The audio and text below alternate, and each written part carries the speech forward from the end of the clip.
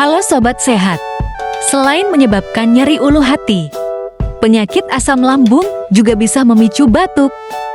Batuk karena asam lambung naik biasanya lebih sering muncul pada malam hari atau setelah banyak makan. Kondisi ini perlu diatasi dengan tepat agar tidak sampai mengganggu tidur atau aktivitas, meski bisa disebabkan banyak hal.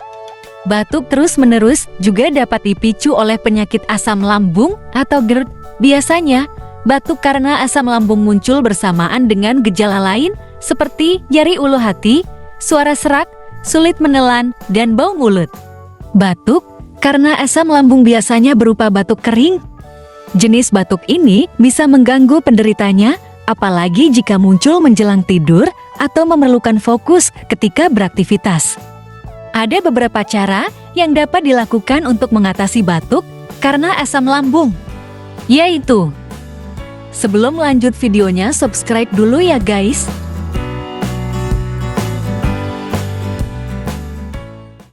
Satu, minum air putih yang cukup. Batuk karena asam lambung naik bisa diatasi dengan minum air putih hangat. Dengan mengonsumsi air putih hangat, tubuh pun tetap terhidrasi dan iritasi tenggorokan bisa teratasi sehingga batuk berkurang. 2. Minum air jahe.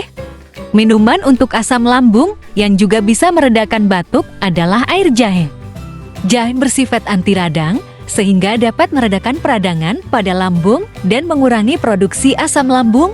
Dengan begitu, keluhan batuk karena asam lambung pun bisa teratasi.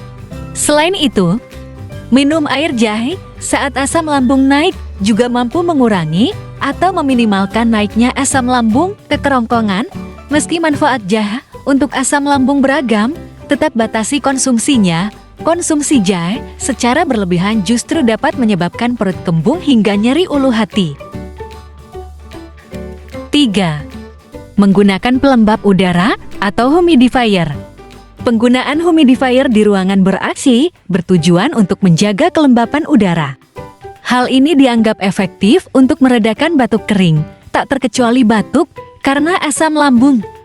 Namun, pastikan Anda menggunakan humidifier yang terjaga kebersihannya agar manfaat yang diperoleh dapat maksimal.